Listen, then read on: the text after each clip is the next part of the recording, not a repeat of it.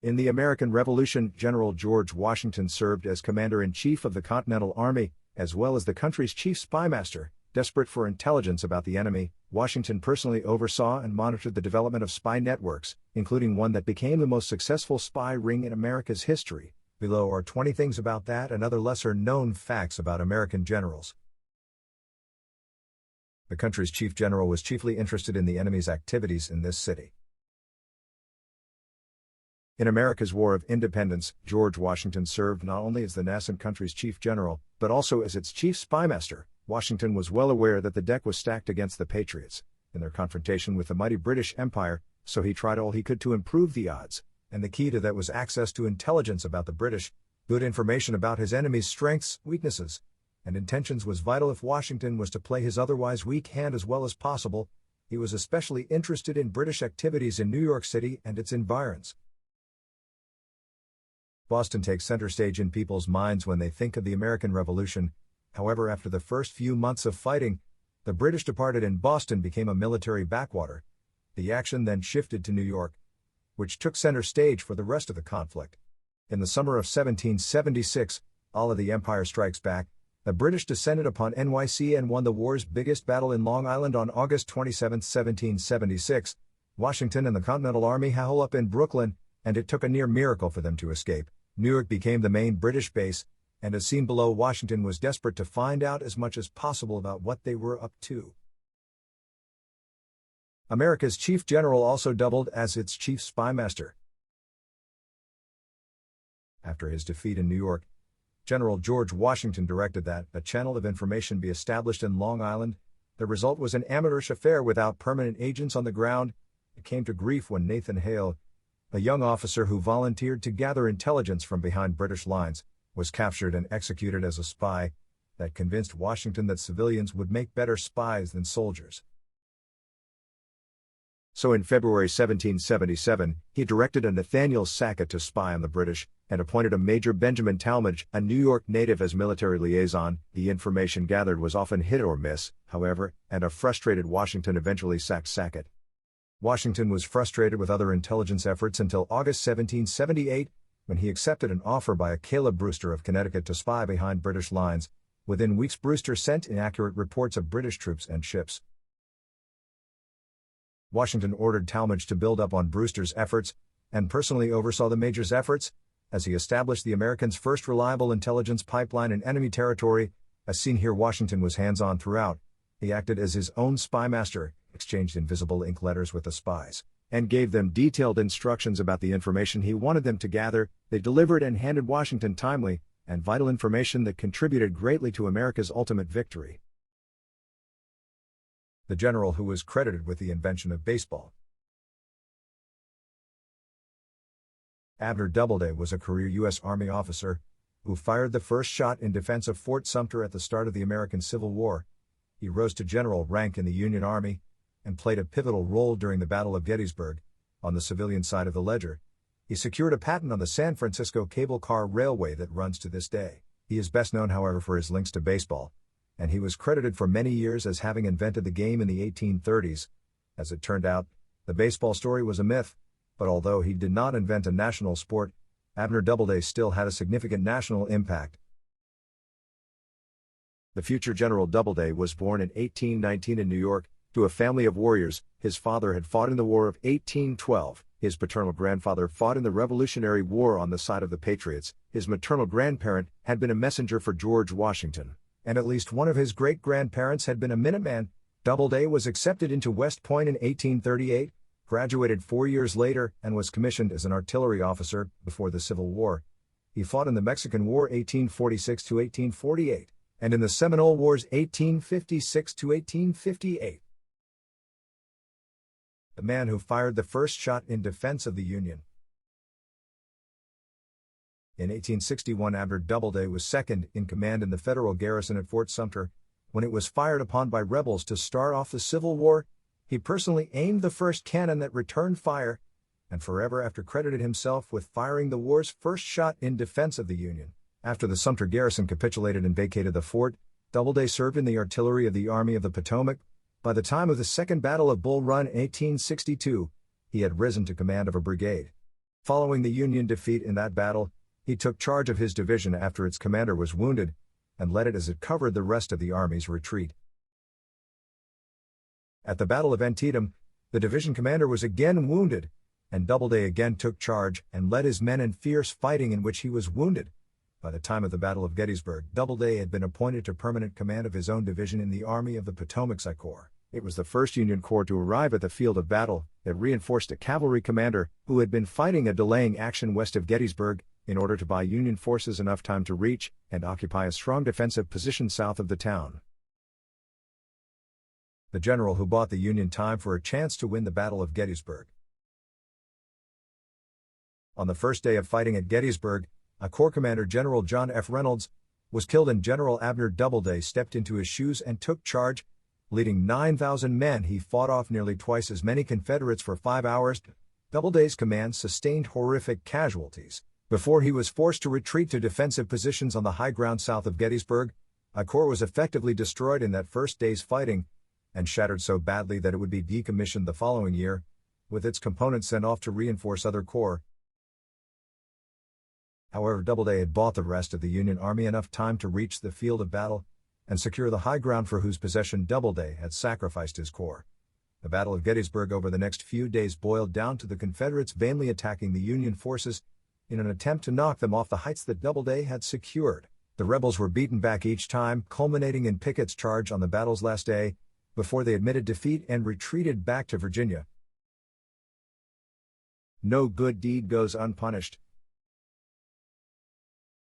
Without General Abner Doubleday's ferocious stubbornness on the first day of Gettysburg, things could have gone differently in the Civil War's greatest battle. The story could well have been one in which the Confederates were the ones to first secure and occupy the heights south of Gettysburg. The Army of the Potomac's morale was none too high after humiliating defeats in the preceding months. In the battles of Fredericksburg and Chancellorsville, it was also under a newly appointed commander whom most did not know. It would have been forced to attack strong defensive positions situated on high ground that were manned by enemy brimming with confidence after a string of recent successes. Because no good deed goes unpunished, Doubleday was penalized rather than applauded. General George Meade, the Army of the Potomac's new commander, disliked Doubleday. He thus was inclined to believe false reports that I Corps under Doubleday, rather than saving the day, had broken and fled, causing the entire Union line to unravel. So Meade took I Corps from Doubleday and sent him back to command his division. Doubleday fought well in charge of his division throughout the rest of the battle, and was wounded in the process, but he neither forgot nor forgave Meade's injustice. After the war, Doubleday was stationed in San Francisco, where he secured a patent for the cable car railway that still runs there to this day. He retired from the U.S. Army in 1873, became a New York lawyer, and wrote memoirs and histories of the Civil War. He died in 1893, and was buried in Arlington National Cemetery. A general whose brilliant maneuver turned the tide of a seemingly lost war. When the Korean War broke out in 1950, the North Korean Army got off to a good start. In seemingly no time it routed the South Korean Army and American forces in their path, en route to overrunning most of South Korea. Within a few months, all that was left in South Korean and American hands was a small sliver of territory around the port city of Pusan. Things seemed hopeless until American General Douglas MacArthur reversed the tide of the war with a brilliant maneuver. He outflanked the North Koreans with an amphibious landing in September of 1950 at Incheon, near the South Korean capital city of Seoul, that placed American forces north of the North Korean Army trying to take Pusan, and severed their main supply line. That sudden turning of the tables led to the collapse of the North Korean invasion, and a panicked retreat of the invaders that swiftly turned into a rout. MacArthur vigorously pursued the demoralized enemy northward up the Korean peninsula. A commander who snatched defeat from the jaws of victory, and he ignored warnings of a looming threat. As General Douglas MacArthur's forces drew closer to the Chinese border, concerns grew about Beijing's reaction if American forces reached China's borders, despite mounting evidence that China would directly intervene in the war if his forces approached the Sino-Korean border. MacArthur blithely dismissed all warnings, and insisted that the Chinese would do nothing. MacArthur turned out to be very, very wrong. Soon after his forces reached the Yalu River, which marked the border with China, the Chinese began to pour across in the hundreds of thousands. The Chinese arrival in North Korea went undetected, and in November of 1950 they struck. Their sudden eruption surprised MacArthur and caught him completely off guard. Within weeks, the American general's gains had been lost, and his forces had been forced out of North Korea. MacArthur's judgment and estimate of Chinese reaction had been proven catastrophically wrong. His forces had been chased back down the Korean peninsula by the Chinese, even faster than they had raced up the peninsula in pursuit of the North Koreans. The general who wanted to start World War III to salve his bruised ego. Humiliated by having been forced to hastily retreat down the Korean peninsula, General Douglas MacArthur reacted with histrionics and insisted that atomic bombs be dropped on China. His plan was to drop up to 50 atomic bombs in Manchuria on Chinese cities, military concentrations, and communication centers. The result, as he envisioned it, would be to seal off the Korean peninsula from China by creating a radioactive belt across Manchuria, stretching from the Sea of Japan to the Yellow Sea. President Truman, whom MacArthur had confidently assured only weeks earlier that China would do nothing if his forces marched up to the Chinese border, balked. The president declined to put his faith in yet more confident assurances from MacArthur, who now asserted that the Soviets would do nothing if the U.S. dropped dozens of atomic bombs on their Chinese ally. So MacArthur turned prima donna and publicly contradicted Truman's position. He was ordered to clear any further statements on the subject with the State Department first. When MacArthur violated those orders and again challenged Truman publicly on the use of atomic weapons in the Korean War, Truman finally had enough and fired him. The bad side of a great general. George S. Patton is America's most famous fighting general of World War II. He led the U.S. 7th Army in North Africa and Sicily, and commanded the 3rd Army as it stormed through France, across Germany, and into Czechoslovakia. A man of contradictions, Patton was a hard-charging, profane, and often obnoxious figure. He also had a softer side and liked to write poetry, although not very well. And then there was the crazy side, in which this great general convinced himself that he was some kind of eternal soldier, having been reincarnated numerous times over the millennia as a warrior. In short, Patton was a man of extremes. He also elicited extreme reactions. People loved or hated him. He gave the latter plenty to hate, as his wartime exploits were often marred by controversies stemming from his propensity to abuse his authority and those under his command.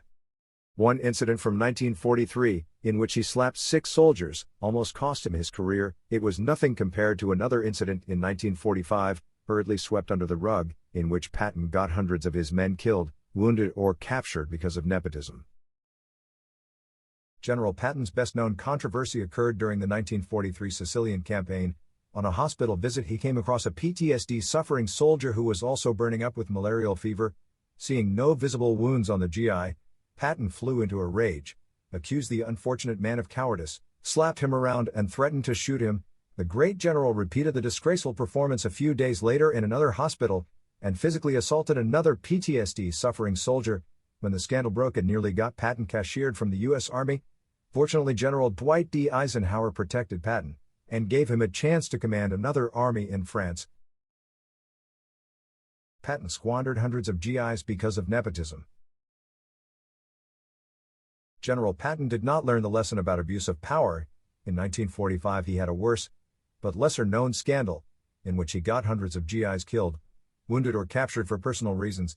It happened in March 1945 when Patton ordered Task Force Bomb, comprised of 314 men, 16 tanks, and dozens of other vehicles, to penetrate 50 miles behind German lines. Their mission, to liberate Hammelburg POW camp, which housed Patton's son-in-law John K. Waters. Task Force Bomb's raid ended catastrophically. All tanks and vehicles were lost, and of 314 participants, 32 were killed, and most of the rest were wounded or captured. Only 35 men made it back.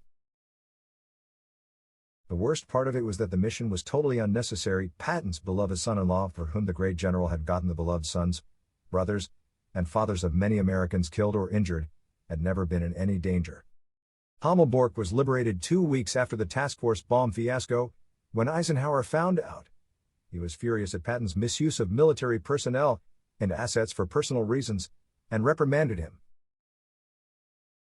In light of his valuable services, however, Eisenhower declined to punish Patton beyond the reprimand. Shortly thereafter, a reporter got wind of the scandal. When the story first broke in a major publication on April 12, 1945, it would have wrecked Patton under normal circumstances. However, FDR died that same day, and his demise eclipsed all other news. The scandal got little traction, and when Patton died a few months later, the affair was reduced to a mere historic footnote.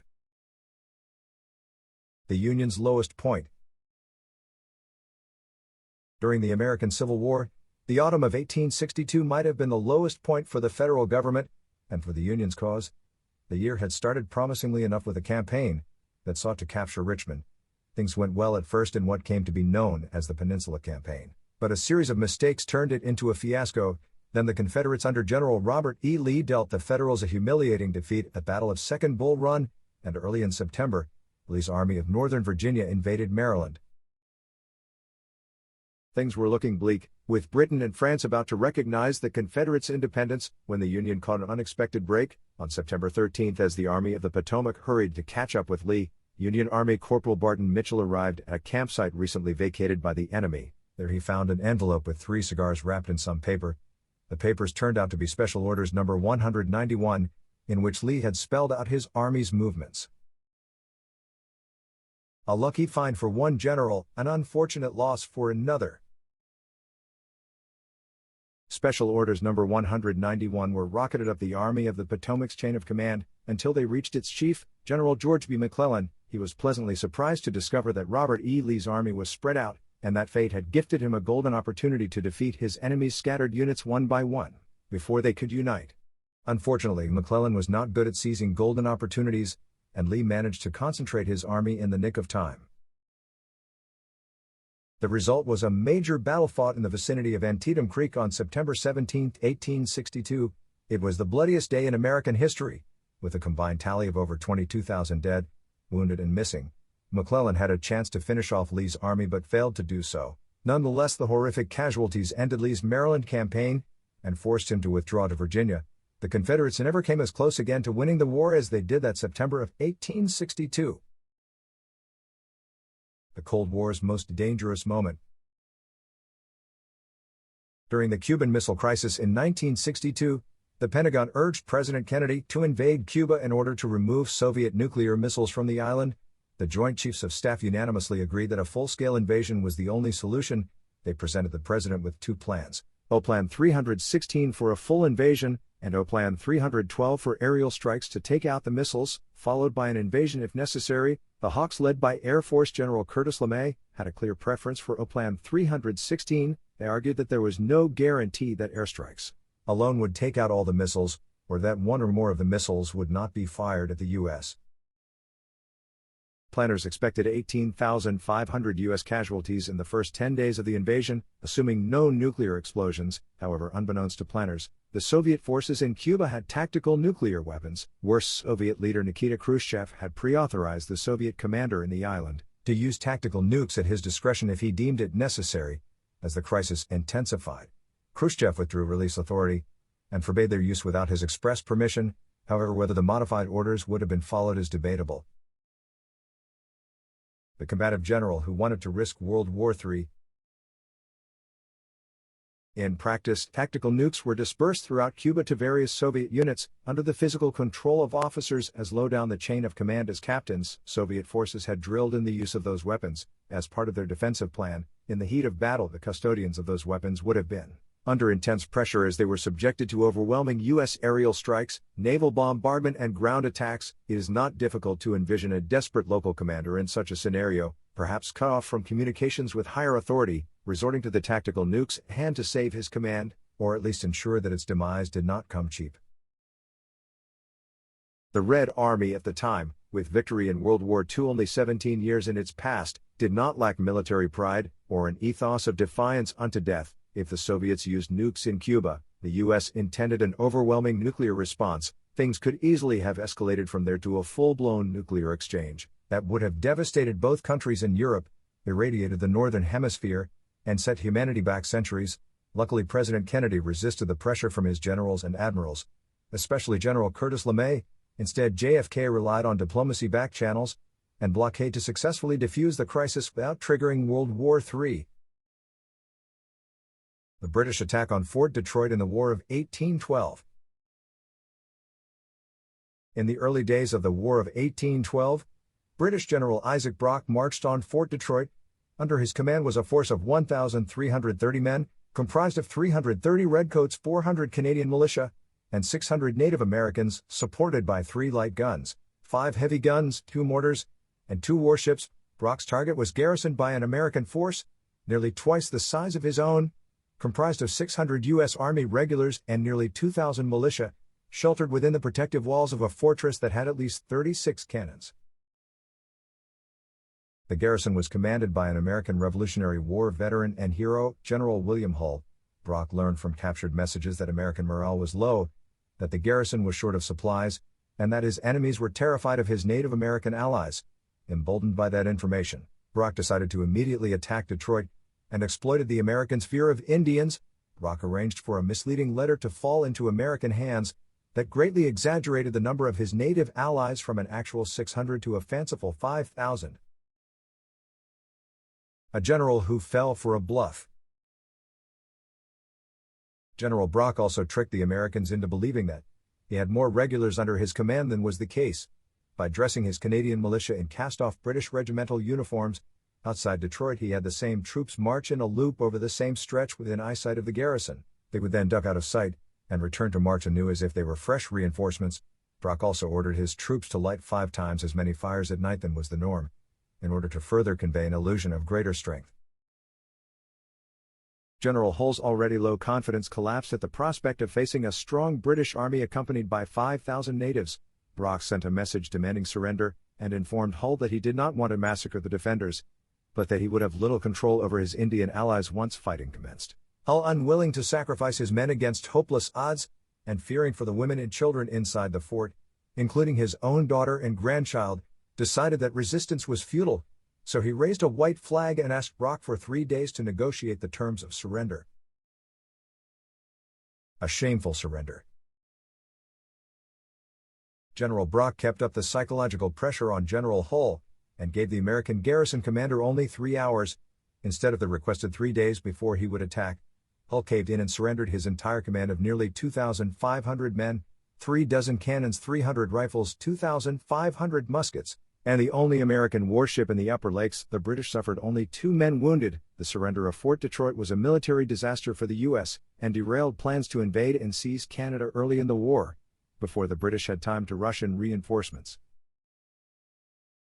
It also reinvigorated the Canadians, who had been pessimistic about the prospects of defending Canada from forcible annexation by the U.S. Additionally, it fired up Native Americans in the Northwest Territory to war against U.S. outposts and settlers. An American invasion of Canada was attempted later on, but by then the British and loyal Canadians were better prepared and more confident and forced the invaders back across the border. As to General Hull, after his release from British captivity he was tried, convicted, and sentenced to be shot. However, his life was spared out of consideration for his heroism decades earlier during the American War of Independence. The Union general who came close to capturing Richmond in 1862. In March 1862, Union General George B. McClellan outflanked the Confederate main army in northern Virginia by landing 121,000 men on the Virginia Peninsula to the south, between the James and York rivers.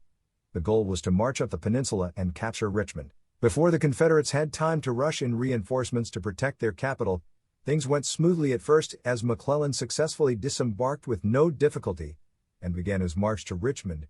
The only opposition between McClellan and Richmond were 12,000 Confederates at Yorktown, commanded by General John B. Magruder and outnumbered 10-1 by Union forces. Magruder, aware that his small force stood no chance in a fight, and desperately needing to buy time until reinforcements arrived, set out to bamboozle McClellan into slowing down.